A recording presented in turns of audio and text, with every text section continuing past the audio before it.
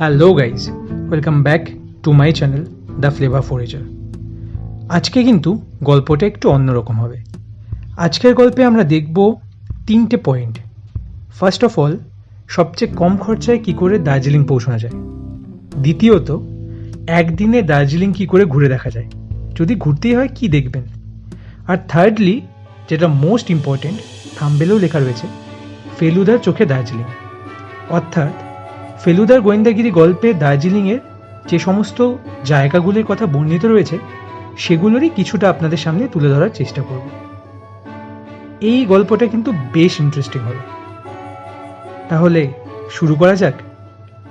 প্রথমেই শিব মন্দির থেকে গাড়িতে করে আমরা রওনা দিলাম জাংশনের উদ্দেশ্যে। 1 কাপ চা দিয়ে শুরু করলাম আজকের দিন। সবচেয়ে সস্তার মধ্যে বাসে করে আমরা দার্জিলিং যেতে পারি, তবে লাইন দেখতে পাচ্ছেন, প্রতি আধ ঘন্টা অন্তর অন্তর সকালে বাস রয়েছে। আর ইনি বেশ উত্তেজিত হয়ে আমাদের সঙ্গে রওনা দিলেন। এই বাসের টিকিট কিন্তু কিছু বাসের অনলাইনে হয়, তো আপনারা অনলাইন থেকেও টিকিট কাটতে পারেন, বা আমার মতো লাইনে দাঁড়িয়েও টিকিট কাটতে পারেন। বাস ভাড়া মোটে 105।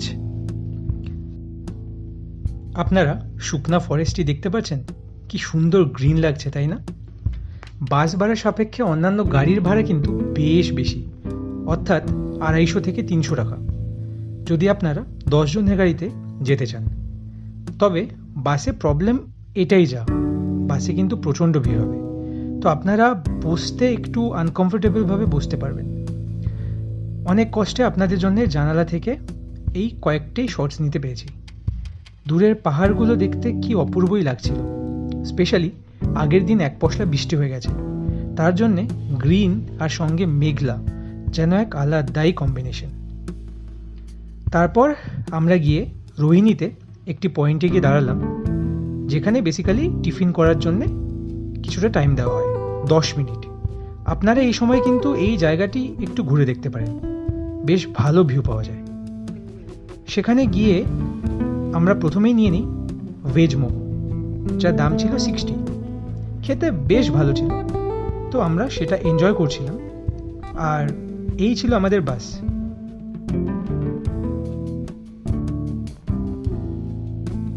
অল্প টিফিন করে আমরা আবার যাত্রা শুরু করলাম। পাহাড়ের সৌন্দর্যটাই আলাদা, তাই না? প্রত্যেকটা যাত্রা, প্রত্যেকটা বাঁক যেন এক একটা ফ্রেম তৈরি করে রাখে। তবে ক্যামেরা দিয়ে সম্পূর্ণটা ক্যাপচার করা তো সম্ভব নয়। এই মেঘেদের খেলা, আপনার নিচে রয়েছে মেঘ, আপনি দেখতে পাচ্ছেন, কখনো বা ভিজিয়ে দিয়ে যাচ্ছে আপনাদেরকে মেঘ।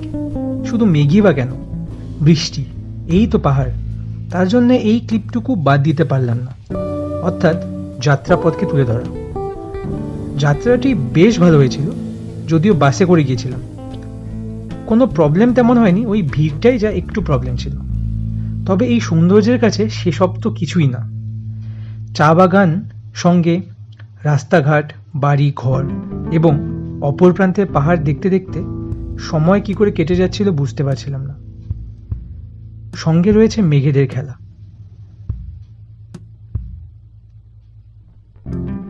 এরকম অপরূপ মেঘেদের খেলা দেখতে দেখতেই হঠাৎ করে আমরা গিয়ে পৌঁছলাম the land off white orchids, অর্থাৎ কার্শিয়াংয়ে। কার্শিয়াং নিয়ে অন্য একটি ভিডিওতে আমি পুরোটা বর্ণনা করব। তারপরে কিছুক্ষণের অপেক্ষা মাত্র, দেন রাস্তার পর আমরা গিয়ে পৌঁছই আমাদের চেনা শহর দার্জিলিং।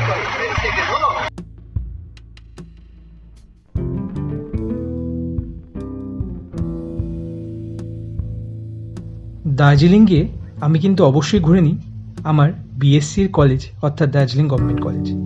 সেখান থেকেই পেছনের রাস্তা ধরে আমরা ম্যালের দিকে হাঁটা শুরু করেছিলাম। দেখতে থাকুন।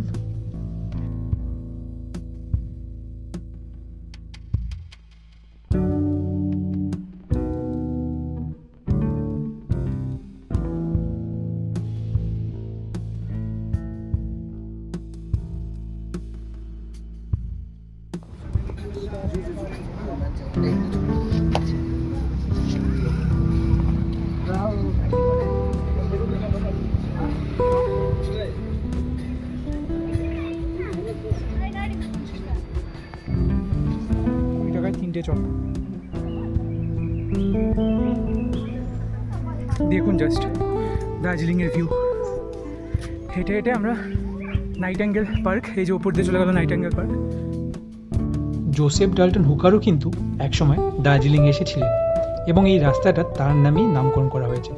এই আরকেএসপি স্কুলের সামনে দিয়ে যে রাস্তাটা চলে গেছে সেখানে ইভেন তার বাড়িও রয়েছে আজও। তারপর আরকেএসপি স্কুলের পর এখানে রয়েছে রাজভবন। এটা দিয়ে অনেকগুলো গেট রয়েছে ওঠার।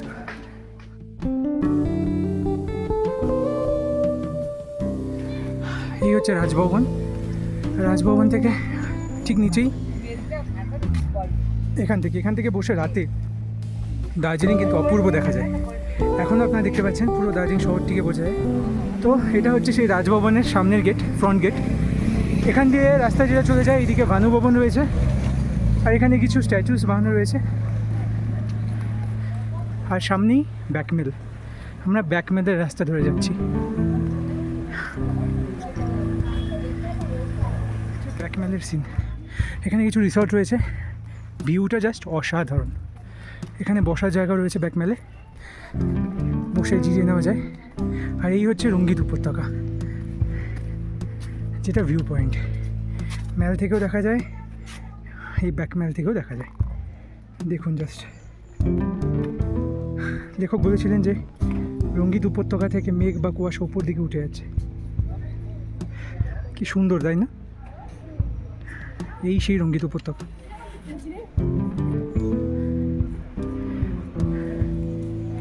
এখানে টাইম ল্যাপস বসালে কিন্তু খুব সুন্দর টাইম ল্যাপস পাওয়া যাবে, তবে আমাদের কাছে সময় নেই, তার জন্যে আমরা নেক্সট স্পটের দিকে যাব। ভিউটি কিন্তু অসাধারণ। অন্য পাহাড়ের যে ঘরবাড়িগুলো স্পষ্ট বোঝা যায়। ইনফ্যাক্ট রাতেও খুব ভালো লাগে দেখতে। আগে এসে রাতে বসে থাকতাম এখানে। চলুন ম্যালের দিকে এগিয়ে যাওয়া যাক। আর এই হচ্ছে ব্যাকমেলের রাস্তা। এই রাস্তাটা যদি আপনারা রোডোডেনড্রনের সিজনে আসেন, পুরো লাল হয়ে থাকে। সেই সময় আরও অপূর্ব দেখতে লাগে। এখনও রোডোডেনড্রন হয়নি, যখন হবে সেই সিজনটাতে আপনারা যদি আসেন, পুরো লাল পাবেন। আর সঙ্গে পাবেন এমন সব ভিউ, অপর পাহাড়ের এবং মেঘেদের খেলা।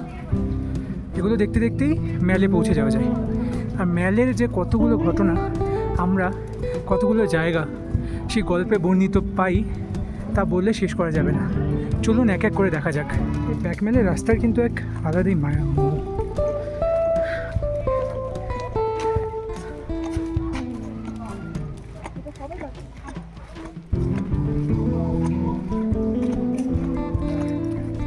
কিছুক্ষণ পরপরই এমন বসার জায়গা রয়েছে, আপনারা চাইলে সেগুলোতে বসে ভিউ এনজয় করতে পারেন।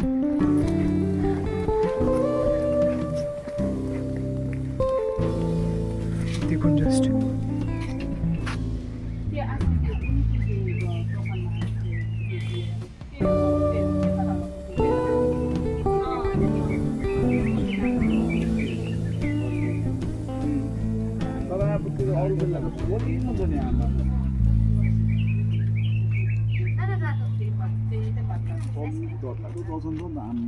시즌마다 들어가기 샵에 저는 10 minutes ni kilometer ni kota puong ni semua nak diksa dilihat tu semua dah তো অপূর্ব সুন্দর। এখানে চাইলে আপনারা অনেকক্ষণ বসে এখানকার ভিউ নিতে পারেন, আর এটাই বেটার হবে। ঘোরার জন্য তো অবশ্যই আসবেন আপনারা, তার সঙ্গে যদি এমন সব জায়গাতে বসে কিছুটা সময় কাটান, এই যে নিচ থেকে মেঘগুলো উঠে আসছে, সেগুলো যেন এক অসাধারণ অনুভূতি দেবে। মেন্টাল পিসের জন্য খুবই দরকার এমন কয়েকটি সাইটে, সেটা অবশ্য দার্জিলিংয়ে আপনারা পেয়ে যাবেন।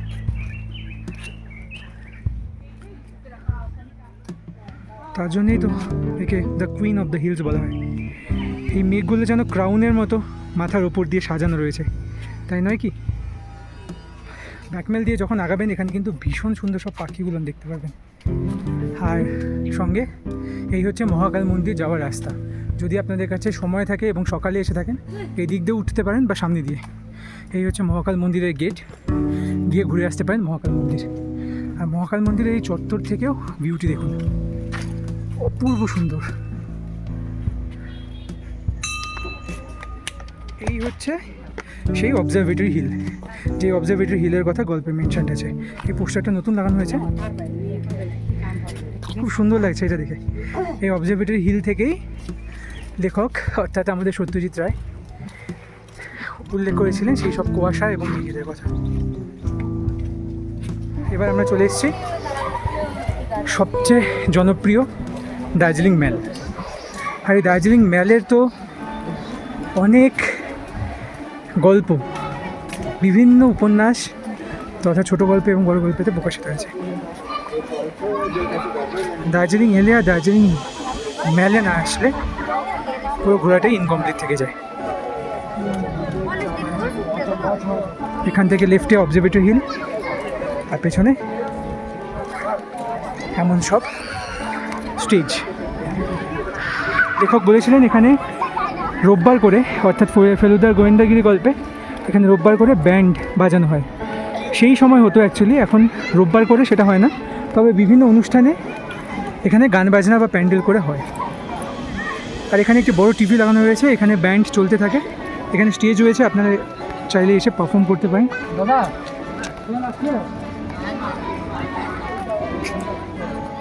বেশ সুন্দর, তাই না? এই ম্যালেরই অনেকগুলো গল্প লেখক তার দুটি গল্পেই তুলে ধরেছে। একটি হচ্ছে দার্জিলিং জমজমাট এবং অপরটি ফেলুদার গোয়েন্দাগিরি। তো আমরা এখানে সেই সমস্ত স্থানগুলোকে ফোকাস করছি, বেসিক্যালি ফেলুদার গোয়েন্দাগিরিতে যেগুলো বলা হয়েছে বা মেনশন করা হয়েছে। তবে এই প্রসঙ্গে ম্যাল তো আজ বেশ ফাঁকা।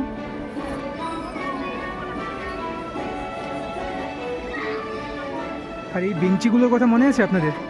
তোপসে যে বেঞ্চিগুলোতে বসেছিল, মানে এটা যদি ওয়েস্ট সাইড হয় তো ওয়েস্ট সাইড থেকে রোদটা এসে ঠিক বাগালে পড়বে, মানে এই সব সাইডটা ওয়েস্ট, তো বাগাল মানে এরকম জায়গায় যদি, তো এই বেঞ্চিগুলোর একটাতেই বসেছিল আমাদের তোপসে গল্পে সেই শুরুতে।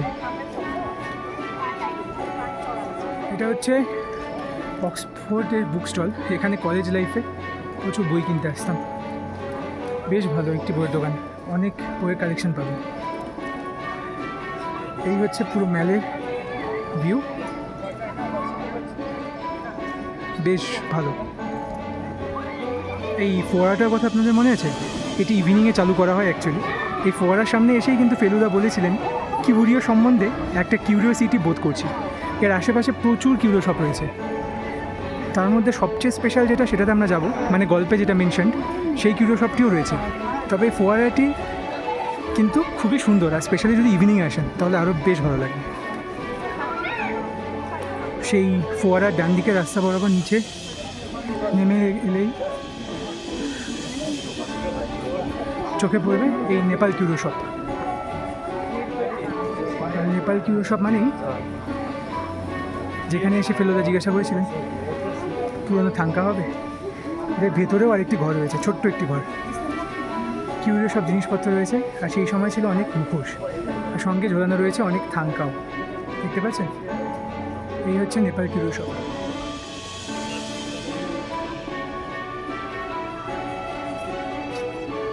রোডে অনেক শপিং করার জিনিস রয়েছে, চায়ের দোকান রয়েছে, জামা কাপড়ের রয়েছে, সেগুলো থেকে আপনারা চাইলে শপিং করে নিতে পারেন। আর এই দাস স্টুডিও, এটা কিন্তু একটি বেশ পুরনো স্টুডিও, প্রচুর পুরনো ছবি রয়েছে এখানে। আর এটা দার্জিলিংয়ে এসে যদি এখানে ছবি না তোলা হয় তাহলে দার্জিলিং ট্যুরটাই ইনকমপ্লিট থেকে যায়। এই হচ্ছে সেই গ্লিনারিজ, এখানে এখন হোপ রেখা রয়েছে। আজ ছবি তুলব না, কিন্তু আপনারা এলে অবশ্যই তুলে নেবেন এই গ্লিনারিসে। ভিতরে কিন্তু বেশ ভালো বেকারি এবং কেক পাওয়া যায়, তবে দামটা একটু হাইয়ের দিকে। এখন আমরা যাচ্ছি তার একটু আগেই যে দোকানটার কথা দুটো গল্পেই, মানে ফেলুদা গোয়েন্দাগিরি এবং দার্জিলিং জমজমাটে খুব ভালোভাবে বর্ণিত, আপনারা ঠিকই ধরেছেন, সেই দোকানটি মানে কেভেন্টার্স। কেভেন্টার্সে কিন্তু সত্যজিৎ রায়ের ভালো ছবিও টানানো আছে এবং সেই সময়ের শুটিংয়ে। সেই কেভেন্টার্সে গিয়ে আমরা যদিও এখন হট চকলেট খাবো না, কারণ টাইমটা একটু কম আছে আমাদের কাছে, তবুও আপনাদের দেখিয়ে দিচ্ছি, আপনারা যদি আসেন কেভেন্টার্সের একদম কর্নারে সেই টেবিলটিতে বসে হট চকলেট খেয়ে নিতে পারেন। আমাদের কাছে টাইম থাকলে আমরাও নিশ্চয়ই সেটা ট্রাই করতাম। ঘড়ির কাঁটা জানান দিচ্ছে আমাদের গাড়ির সময় হয়ে গেল। আমরা চলে এসেছি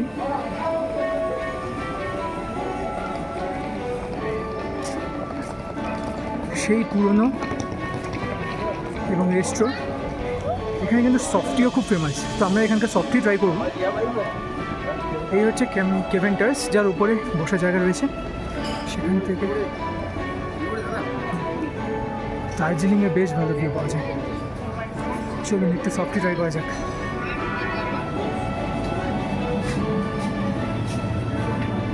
এখন আমরা আইসক্রিম নিয়ে নেবো এখানে।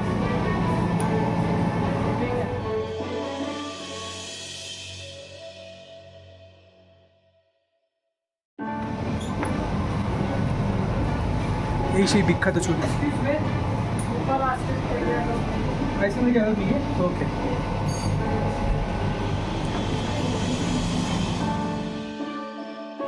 সেখান থেকে আমরা সরাসরি চলে যাই লাডেনলা রোড পার্কিং, যেখানে ফণি ডাক্তারকে দেখিয়ে আসার পর ফেলুদা এবং তোপসের কথোপকথন হয়েছিল। তারপর আমরা ফিরতে শুরু করি বাড়ির দিকে। ও, আপনাদের তো দেখাতেই ভুলে গেছি, দার্জিলিং রেলওয়ে স্টেশন মনে পড়ছে? সেই স্টেশনের প্লটটি, অর্থাৎ যেখান থেকে তিনকড়ি বাবু ফিরে গিয়েছিলেন তার বাড়িতে, গল্পের ঠিক শেষ অংশে।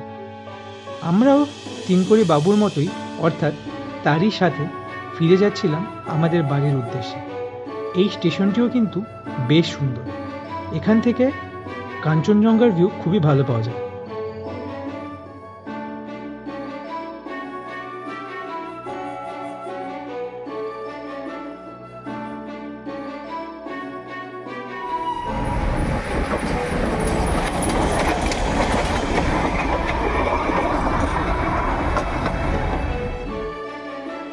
তাহলে এই ছিল আজকের গল্প, যেখানে আমরা ফেলুদার গোয়েন্দাগিরি গল্পে বর্ণিত কিছু স্থান তুলে ধরলাম আপনাদের সামনে। আশা করি আপনাদের ভালো লেগেছে। নেক্সট পার্টগুলিতে আমরা আরও বিভিন্ন জায়গায় যাব, ফেলুদার চোখে বিভিন্ন জায়গা দেখব। আপনারা অবশ্যই সঙ্গে থাকুন, ভালো লাগলে শেয়ার করবেন। Thank you.